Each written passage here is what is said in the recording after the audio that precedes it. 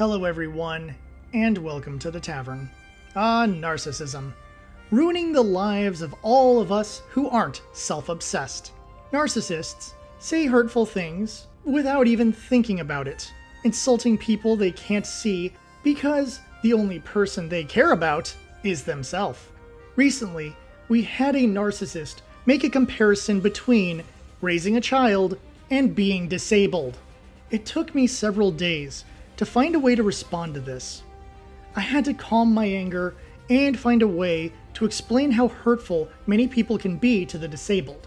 This is the first free talk that I've actually written a script for, instead of just talking extemporaneously like normal. That way, I don't go on long diatribes or say something I might regret. For those who don't know, and until a few days ago I was one of them, July is Disability Pride Month.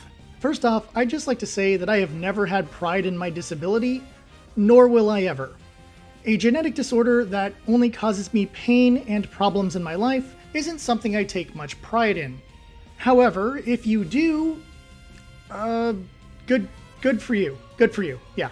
I only bring up this pointless monthly hashtag because of what the narcissist said. Of all months, she made her statement when all the disabled are trying to get their voices out there and be recognized for who they are. While I might not be one for the pointless hashtag of the month, the voice of the disabled is something I do support. I also want to point out that anyone who does support this hashtag, anyone who is supporting the voices of the disabled, thank you. I just want you to please do this on months that aren't just July. If you truly care about the disabled, you will have their back, you will be their eyes, you will be their hands, you will be their ears if necessary. Every month. If you're going to do it for just July, then there truly is no point to this hashtag.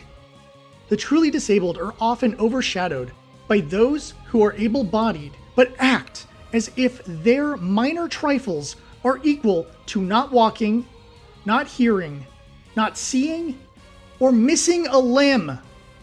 As a personal note, I have had to deal with many horrible things people have said to me and to others like me over the years. As a child, I had to deal with insults about my eyesight, oftentimes accompanied by a few choice gamer words. It took years to get over my childhood trauma, but now I'm a mostly well-adjusted adult. Granted, I do feel some shame when I walk around with my cane, because I can't shake the feeling people are making fun of me behind my back. That being said, when I see behavior like this, it enrages me.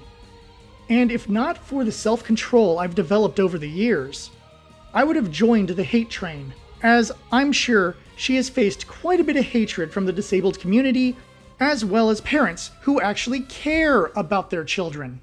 One of the biggest issues of a lot of people online is that they are incredibly narcissistic. Part of this manifests in the excessive amount of labels people put upon themselves. It has gotten to such a point that minor issues are being paraded as big deals. Meanwhile, those of us who do have issues get ignored, as our voices are not as loud as those who steal the spotlight to fill their petty narcissistic needs. A recent video on the current stupidity of the week, Elden Ring DLC being too difficult, Alana Pierce, a person associated with both games journalism and game development, said something disgusting. She said, and I quote, "It's counted as a disability with a game like Elden Ring when you have a kid. I'm sure any competent parent might think raising a child is a bit more important than a video game." Yet, she goes on to talk about how lacking a pause button and having a 2-year-old is a situational disability.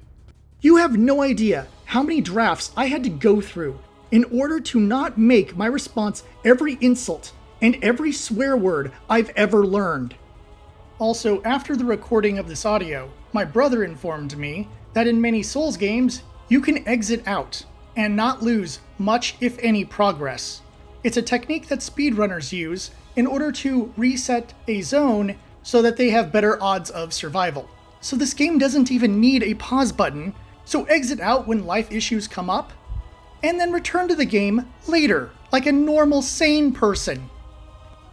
Her statements are not only insulting to parents who put effort into raising their kids, unlike this narcissistic gamer, who considers her 2-year-old a situational disability, they are even more hurtful to those who actually have disabilities.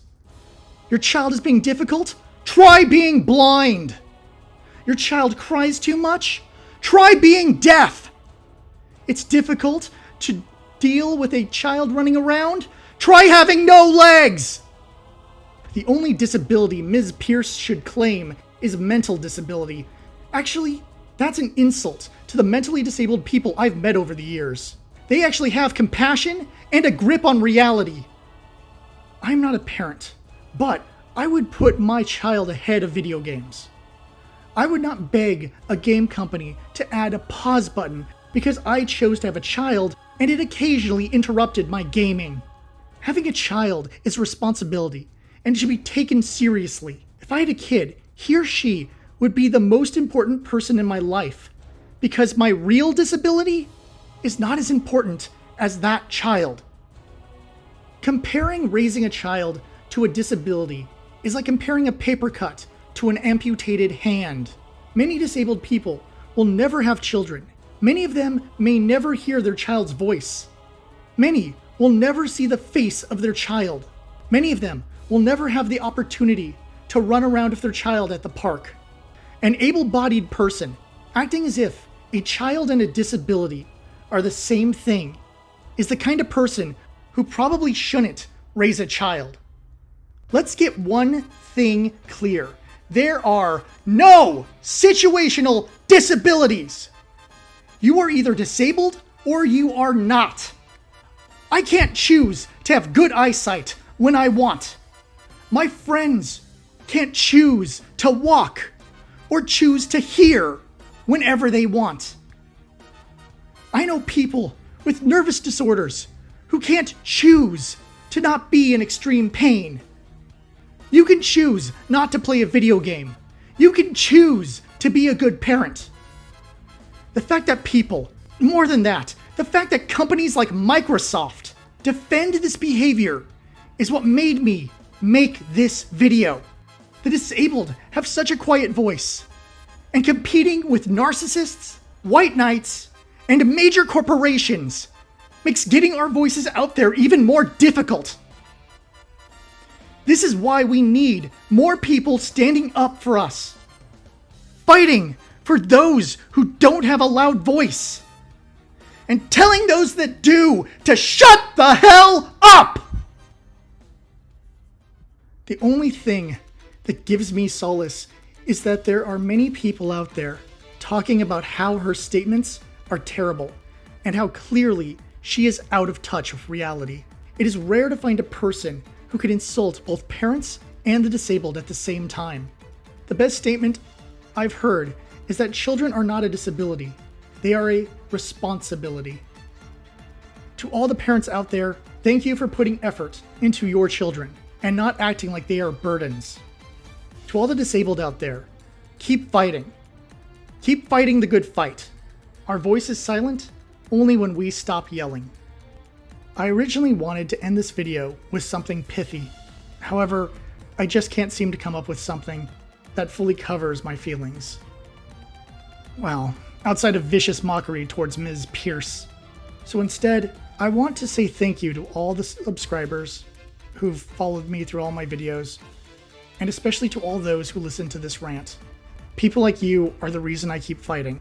You're the reason I keep going. You're the reason that I keep yelling into a microphone like a crazy person. To anyone who's watched this far, please like, subscribe, all that kind of stuff, I guess. And tune in to my next free talk. I'm sure it won't have as much yelling. Maybe. Until then, thank you for watching, and I'll see you at the tavern.